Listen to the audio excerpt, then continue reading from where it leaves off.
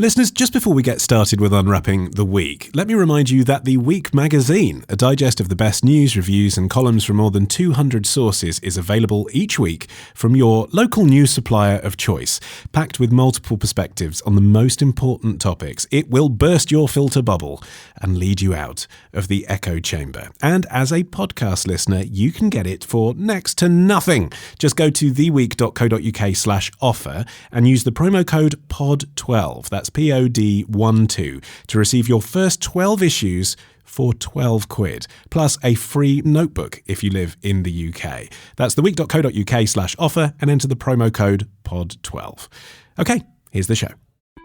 It's the week ending Saturday the 16th of November, and this is The Week Unwrapped. In the past 7 days, we've seen Hillary Clinton claiming the UK is on the path to fascism as our general election campaign officially launches, 2 people contracting the pneumonic plague in China, and Venice experiencing the highest floods in 50 years. But we're here to bring you some stories that passed under the radar this week. Big news not making headlines right now, but with repercussions for all our lives.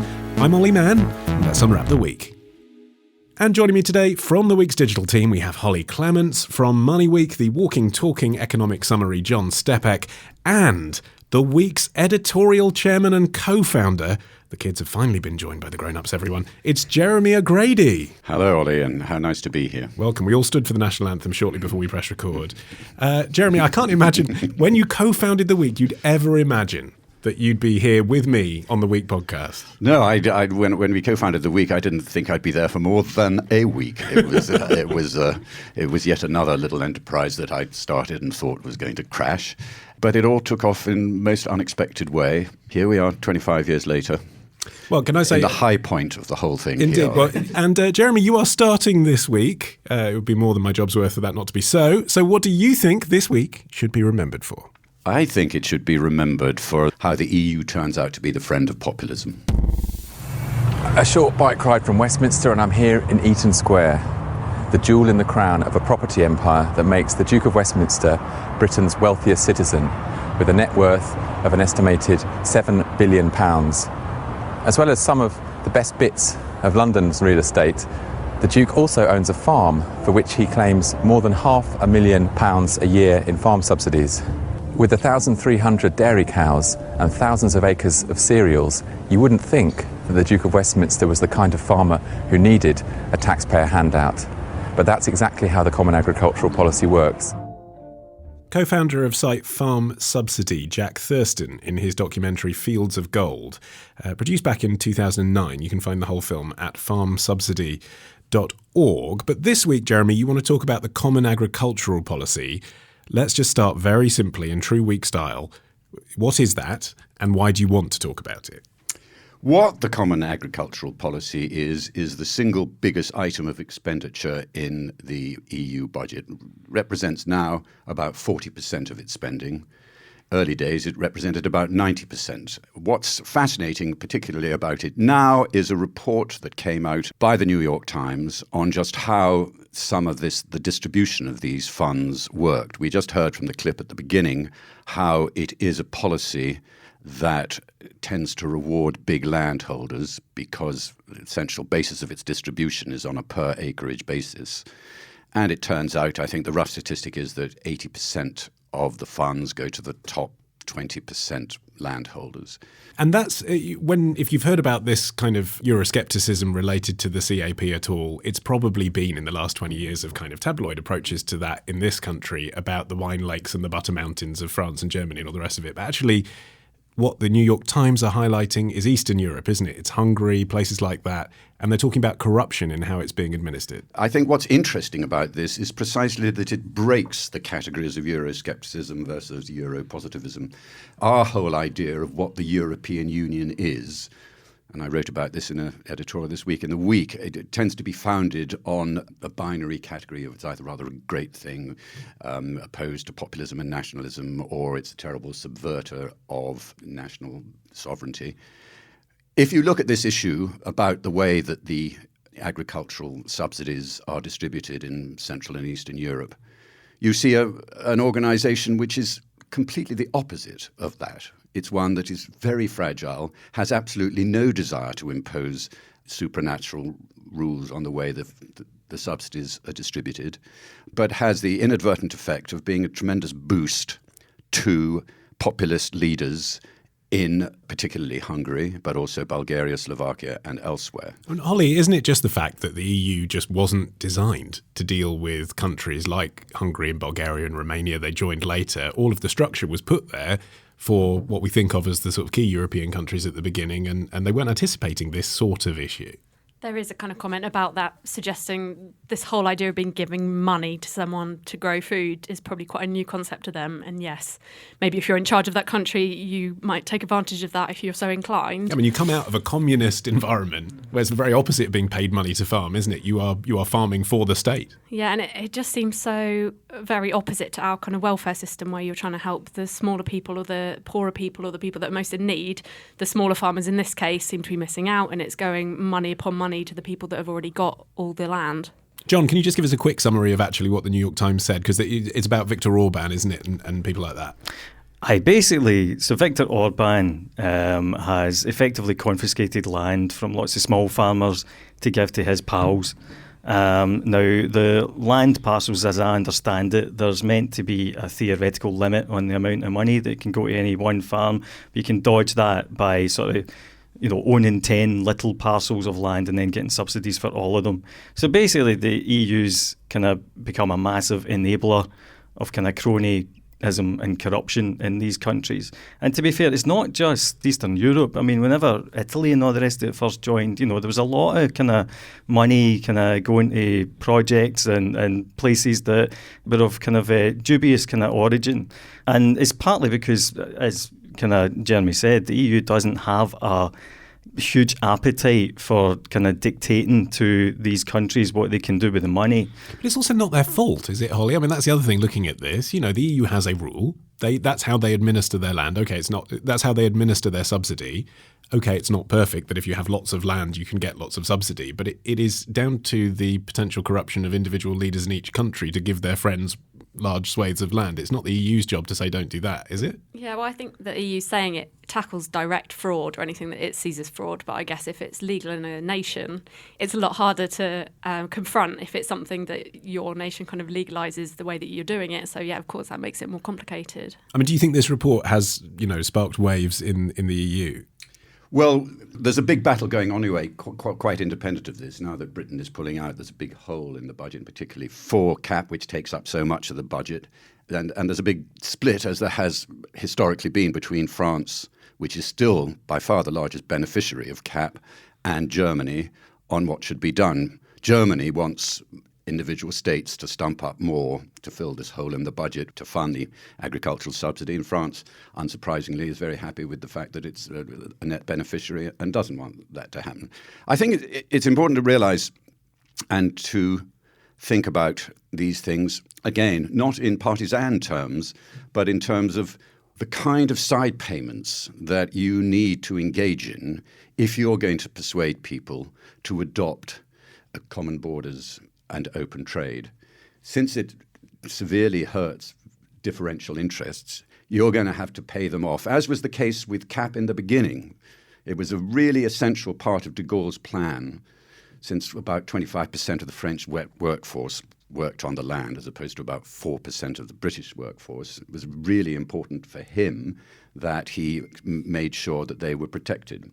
But I just wanted to pick up on what John said, because I think the weird thing about the East European example is that they were the inheritors of so much collectivized land. And it's not quite true, I think, although it's true in Slovakia, that in Hungary's case, the legalized corruption that's going on involved pushing people off the land so much as auctioning off state land to favoured cronies, not letting other people know about it, and giving them deals on this land because whoever receives the land knows they're going to get this vast amount of subsidy. It was true, I think, is true in Slovakia that the mafia gangs there are pushing people off the land in order to receive the subsidy. Which is something you never hear talked about, basically. Which is something you never hear talked about. But the whole thing is fascinating, I think, and has implications for the future of the European Union, whether we're in it or not. What is fascinating about it is that it's just a different beast from the one that's talked about both by those who laud it and for those who say that it's sort of supranatural imposer of laws, which it clearly in this case, again, is not. If it does throw a light onto CAP, though, and it's not just about distribution of money, if the ripple effects of this are people start thinking about that policy generally and what might happen next, seems to me, one of the discussions happening at the moment is about how farmers should be paid for protecting the environment rather than for food production. So isn't it overdue, really, that there's a proper kind of serious discussion about how CAP evolves to handle all that kind of stuff? Yeah, and that is happening in the EU at the moment. They are discussing how to reform, but it's attracting protesters, farmers protesting about it because they're worried that it's just going to get worse. They're not going to go in the right direction. What is it that they're proposing? They're still in discussions about it, but farmers obviously worried that it's not going to benefit them economically, and you've got to get the EU to really crack down on their members, which is something, like John said, the EU kind of not feeling like that's a good idea to do at the moment because they're feeling quite fragile. You could look at the UK, what we're potentially going to do if Brexit goes ahead. This was the plan before a big election was called, so obviously it depends what happens there. But Michael Gove's plan, and now Theresa Villiers, who's taken over from him, is to change this idea of paying people per hectare acre and reward people for having environmentally friendly farming techniques. It's quite a slow-turning beast, though, isn't it? I mean, anything in the EU, which is one of the things, obviously, that people have mentioned when they were campaigning for us to leave. How long might it take for change to actually happen, do you think, John? In the UK, clearly it can happen quite quickly because if we leave, then we're going to have something that replaces these subsidies. And I mean, farm subsidies are things that are around the world. I mean, everybody protects their farmers because their food security is one issue and they're also an important voting bloc for most countries. So certainly, but the UK can change fairly rapidly, essentially moving from a land ownership model to a stewardship model. How well do you look after it rather than how much do you own? As far as the EU goes, obviously the problem is you are coming up against massive entrenched kind of interests. The whole point, the CAP was set up to protect French farmers, and that's not going to change. It's certainly not going to change under Macron. It's not likely to change under any future kind of French government. Whereas Britain obviously can move a bit quicker because the farming lobby is a bit smaller, and also there's only one of them. It's much, much harder to change that when you've got, 27 members to kind of negotiate with. It's improved from the old days when we had the wine lakes and the butter mountains, but I suspect it'll take an awful lot longer to get to a point where you could potentially get to if Britain's free to make its own decision on this. And if there was a sense, Jeremy, of superiority in the New York Times piece that, this is the mess that Europe's in, but it wouldn't happen here, do you know what the situation is like in the United States when it comes to farming subsidies? I don't know enough about it, but I do know that it's similar I mean, the EU spends about 3 times as much on farm subsidies as America does, but they still do spend an awful lot. And as John was saying, they are a disproportionately powerful political lobby group and always has been, partly because in an industrial society, you've got all these people still on the land and you've got to know how to deal with them and without displacing them altogether, and that's a big political problem, and it remains so. Just as does the arguments you were talking about, Hollie. It's not just between countries; it's within the countries. The big farmers and the agricultural machinery groups, for example, are big lobbies. That I think applies even within this business of environmentalism. It's always said as if it's the opposite of the per acre system. But how do you do it? Is it improving the environment per acre, and in which case you're still going to be rewarding the big farmers? This whole business, the EU comes up with these lovely words, and one of them is, I think, degressivity, which means... I'd love to know a new word. Isn't that nice? Can't we? Say it again. Anyway, I think I've got this right. Degressivity, which actually is EU speak for limiting the size of the farms. And Hungary's all paid up for this. But they all say, yes, only farms of certain acreage are allowed to get this. But they get round that problem by just sort of dividing up their holdings and claiming each one's an individual holding. So the oligarchs are still getting their money. They're just getting it from lots of titled farms, which actually represent a far larger unit. Yeah, so it is. It's a continuing problem. The solution, the really politically sensible solution, just from a point of view of distributive justice, would be to say, we don't do solutions here. No, we don't do solutions. I thought I might just chuck it out about helping small farmers, but if you're so set against that, Hollie, I'm not going to. I'm not. I'd say quit whilst you're ahead with degressivity. When it comes to distributing stories, though, it is a dictatorship, and I get to decide. And it's Hollie up next after this.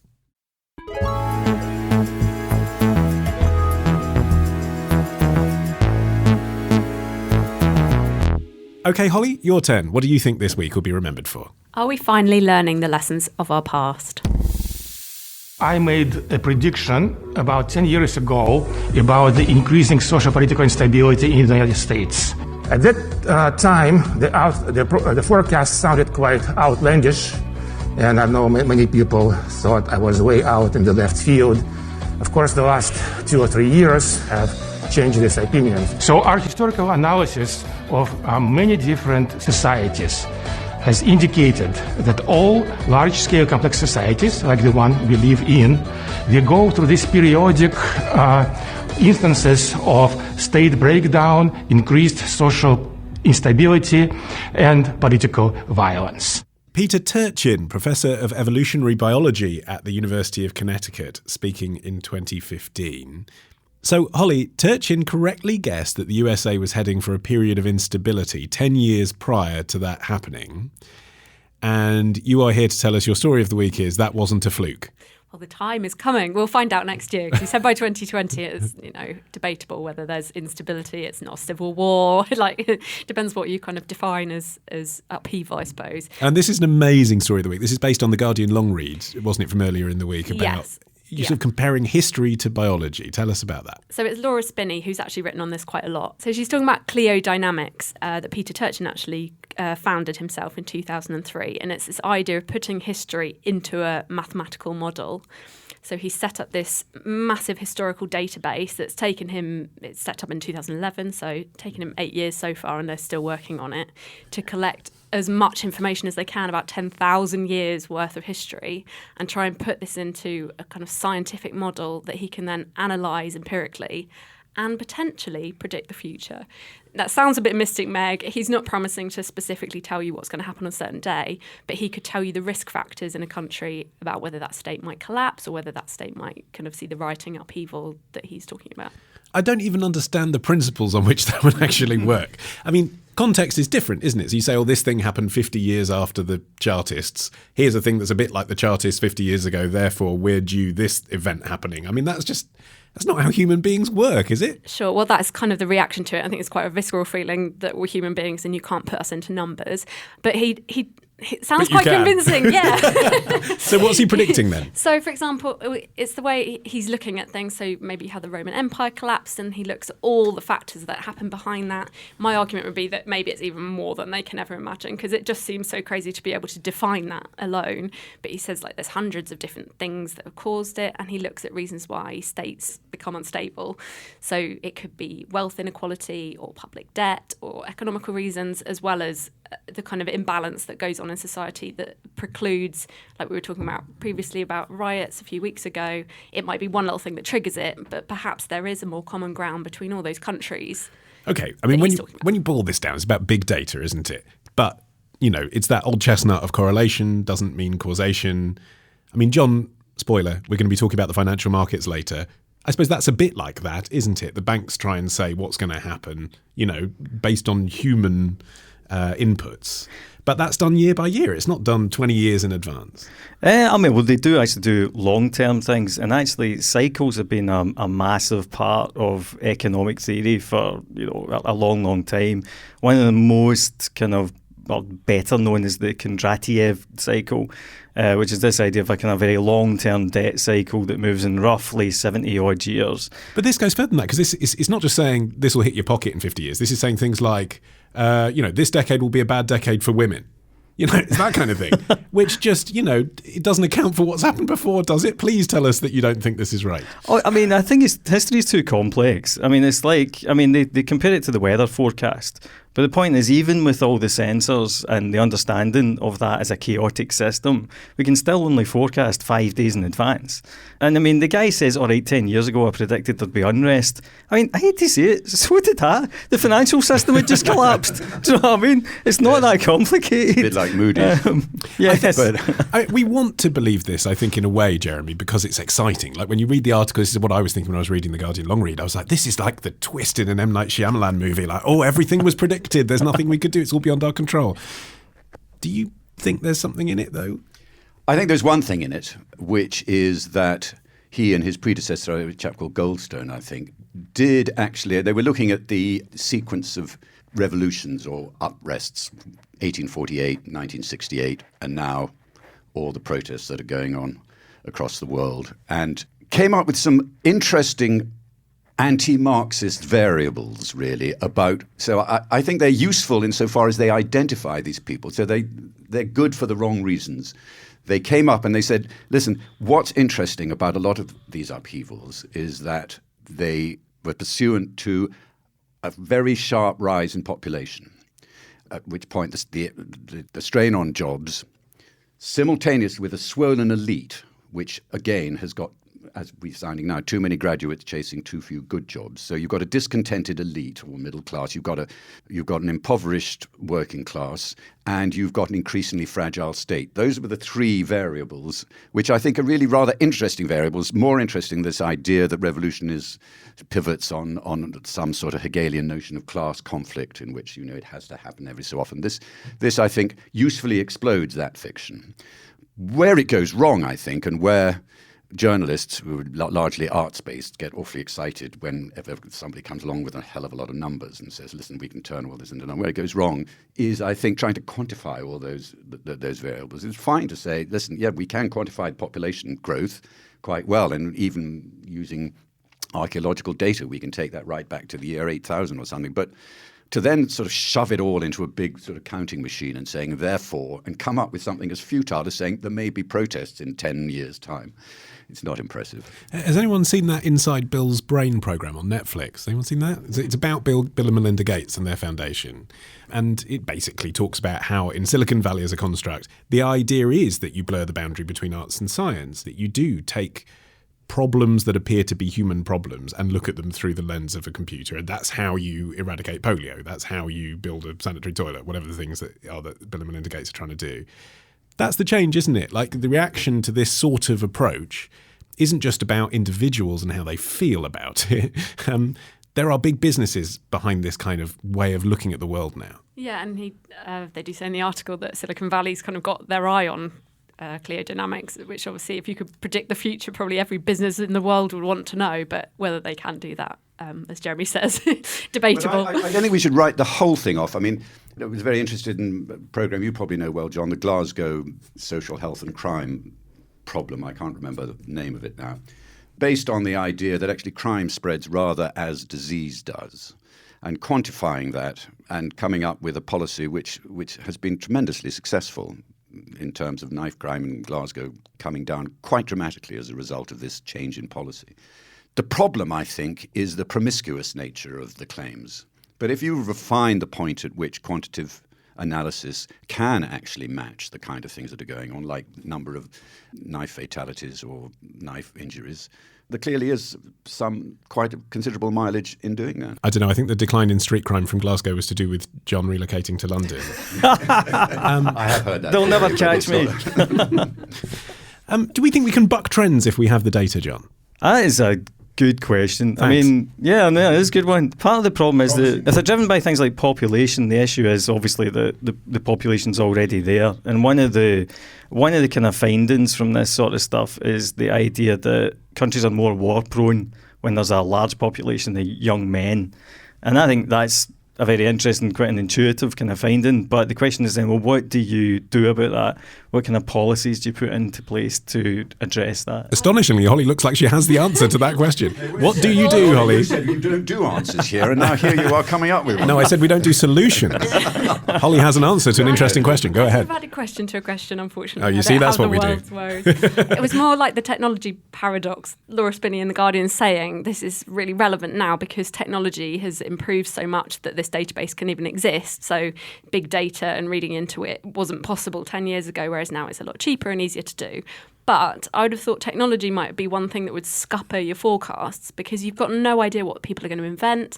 And if, like Jeremy was saying, resources and population is a big issue, maybe there will be something that somebody invents that really helps that, like food technology, something that would stop people being upset by being a huge population that helps the resources kind of fit all those people, which would prevent instability. I just don't think you can possibly foresee everything. Unless it becomes a self-fulfilling prophecy, isn't that then the danger? You know, everyone puts their money behind an idea that they think is coming. I agree, and I'm reminded of that terrific line, I can't remember whose it is, to a man with a hammer, everything looks like a nail. Yeah. And, you know, to a man with a big number crunching machine, everything has to go into it. and that's, you know, the more they occupy positions of power in universities, the more they're going to use that.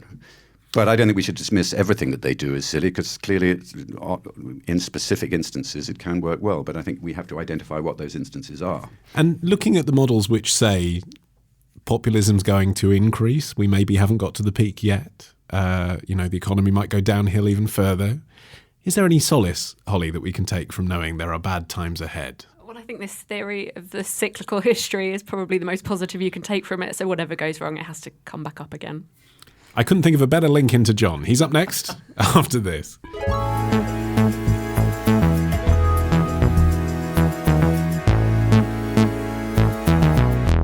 And so finally this week, it's John. But before you give us your story, you've got a very exciting plug. Next Friday, it is the Money Week Wealth Summit, November 22nd, Central London, near St Paul's. Please come, you'll love it. It's a great day.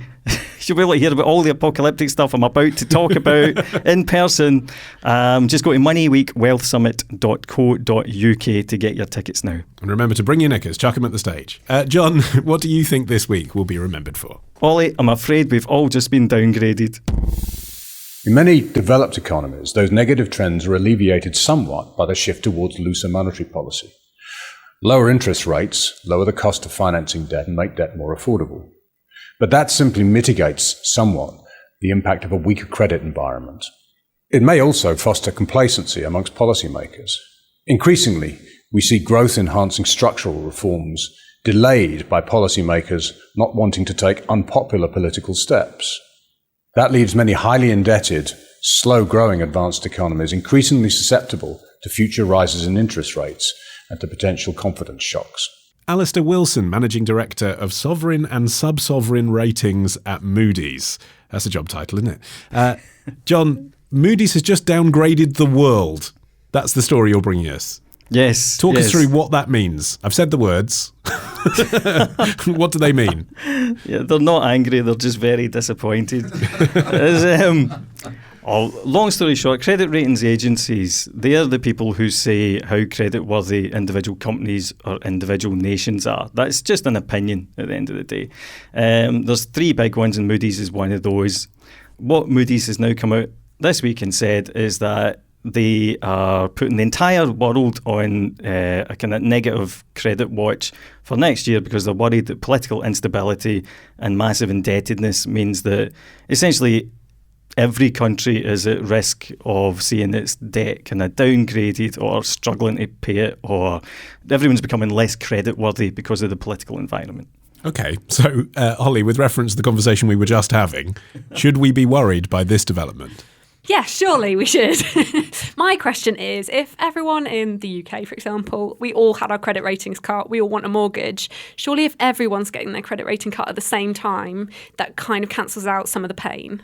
Yeah, you're absolutely right, Hollie. What this boils down to partly is that lay people often think that their opinions are incredibly important at the time that they do it. So, for example, at the end of last week, the UK specifically was put on a negative credit watch And quite a few prominent people sort of said, oh, this shows how terrible Brexit's been, and we're not going to be able to borrow, and we're not going to be able to kind of, Was that wrong? Because that's exactly how I react because it's headline news. That's why I'm being coerced into thinking that's important. Well, that's the problem. So you think it's a turning point. You think, oh wow, the financial world has just woken up to the fact that Brexit might present some problems for the economy or for politics, but it's not. What it is it's the official kind of spokespeople kind of acknowledging that this is an issue. The credit ratings agencies, for example, say in 2008, when everything blew up, right up until the banks went bust, the credit ratings agencies were saying they were Jeremy, you should creditworthy. know he's never been on the show without talking about that moment in time. I know. It's so important, though. One day he's going to write a Hamilton-style musical about the credit crisis. But carry on. That's genius. You heard it here first. But no, so basically they're usually behind the game because the whole point of markets is that they price in what's happening. And at the moment, markets aren't actually particularly bothered about the fact that the entire world is massively indebted. And the reason that they're not bothered is primarily because interest rates are extremely low, inflation's extremely low, and also there's a lot of demand for government debt. Now, that might not continue in the future. And at that point, we will have a problem refinancing our debts. But there are many more countries in the world that are probably first in the queue for running into trouble than the UK, for example. I mean, looking at the UK, though, Jeremy, obviously we're in the middle of a general election campaign at the moment. We're about to see the manifestos from the main parties. But I mean, looking at the headlines, they're clearly all going to be quite expensive. They're all spending a lot of money. All the talk of the magic money tree has receded. Yes, and austerity has suddenly become a dirty word for people for whom it was high praise not so long ago. But exactly. Yeah. So is that part of what Moody's are thinking here, do you think? I think so, though once again, slightly harking back to our earlier conversation about clear metrics, it all seems so bleeding obvious that I don't know why we have to rely on Moody's or anyone else to tell us that, the world is floating around in debt, that a lot of countries are going through populist elections in which parties are outbidding each other. I can see that. Is it the same situation in the US, by the way, in terms of, the next presidential campaign? Oh, yeah. I mean, if anything, it's worse than the US. I mean, the US has already seen its debt massively explode under Trump. Just to throw in a statistic, but the US debt to GDP ratio, which is basically the volume of debt that they've got compared to how much their economy produces every year, is over 100% now. Whereas in Britain, it's around about 80%. But certainly, Trump is going to keep spending if he gets re-elected. The Democrats are certainly talking about spending promises that are, if anything, even more extravagant. And it's basically the same around the world. The UK, as we say, the Conservatives have completely abandoned any form of austerity. There are essentially no fiscal Conservatives left politically in any significant numbers anywhere. Why Moody's has picked on us and India and Hong Kong, but not on America. I mean, there's a sort of conspiracy theory amongst bureaucrats. We do conspiracy theories. Good. Yeah. Yes, in Europe, amongst European bankers, I think that Moody's and Fitch and S&P and these three big boys are actually anti the euro and are doing their best to do it down by saying bad things about European countries, but somehow leaving. This I have heard, but yes, John. Well, they're based in the States, why aren't they? Are they American? Why do we have to all rely on? Why can't we have our own? We can, but you're right. The credit ratings agencies do occupy quite a privileged position, and they do sovereign ratings for free. But they get paid for doing ratings on companies. And one of the big kind of scandals going into 2008 was that they were paid by the banks to issue AAA credit ratings on the unsafe mortgage-backed securities that ended up kicking the whole thing off, basically. So they're treading on thin ground, and I can also see why they wouldn't necessarily want to, be especially disrespectful of the US. The US has been downgraded in the past from AAA. That was back in 2011, I think, which was when they were first going to, or they were having a big argument over whether to raise the debt ceiling, which is the amount that the US can borrow kind of legally. And that's, I'm going off on a tangent here, but it's not as if they don't attack the US. But on a realistic basis, if you look at the European economies and you compare them to the American ones, you're talking about somewhere that, okay, it's got France and Germany, which are, reasonably creditworthy, but you're also strapped into Italy, Greece, Spain. It's not a conspiracy to say that one of those is less creditworthy than the other. But all of this is almost kind of existential to the man and woman in the street, isn't it, Hollie? And the reason that both the main political parties in this country are offering more money is because, I'm going back to what you were saying before, there's a sense that cyclically we're due it. That there was austerity, might not have achieved all of its objectives, but there was a lot of it, and now it's time to put some money back. And that's about how people feel. Yeah, I think people are still cynical about the Tories offering this kind of antidote to austerity. I don't believe that all Tories have suddenly kind of loosened their belts. I imagine like Philip Hammond is shuddering about everything that Boris Johnson says, like he's going to go off and have his 125,000 new job that they just announced. But I imagine some of the kind of old school Tories that would like to spend wisely are not happy about it at all. But I think, yeah, like you say, the man and woman on the street have had enough. And there's a kind of viral thing going around, people saying their stories of austerity, how it's harmed them, kind of claims that people have died through the policies, and all this very bad press for it is difficult to combat when you're fighting for an election. And also there's a cost, of course, to not ramping up the investments a bit, which is you get increased poverty and frustration, and then you might get more revolutions like we were talking about before, which might actually economically end up hurting the country more as well, right?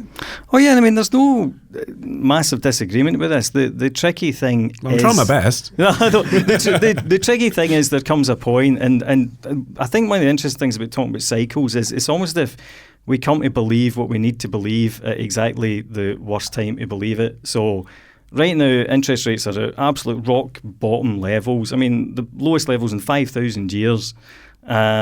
Inflation is not taking off. Now, according to old school economics, inflation should take off because there's so much borrowing, there's so much activity, wages should be rocketing, so why has that not happened?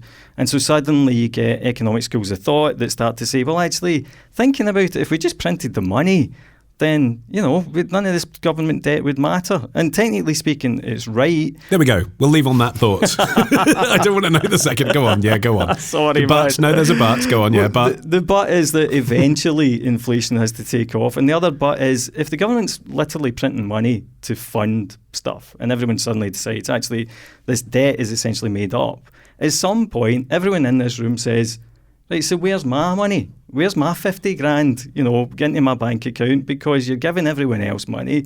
If you can print it to kind of, build bridges to nowhere and kind of other kind of infrastructure plans that we don't even have plans for at the moment, then how about you just give it directly to us instead and we'll spend it? And at some point that leads to a kind of societal breakdown. I mean, if you look at the way empires collapse... No, we can end on societal breakdown. This has been a wonderfully apocalyptic edition of The Week Unwrapped. My thanks to John Stepek, Hollie Clemence and Jeremy O'Grady. Very promising debut. Do come again. Join us from our new revolution-proof podcast bunker every 7 days. And don't forget those fine magazines, The Week, Money Week and The Week Junior, also available every week from your local newsagents and online. I've been Ollie Mann. Our music is by Tom Morby, the producer Matt Hill at Rethink Audio. Until we meet again to unwrap next week, bye-bye.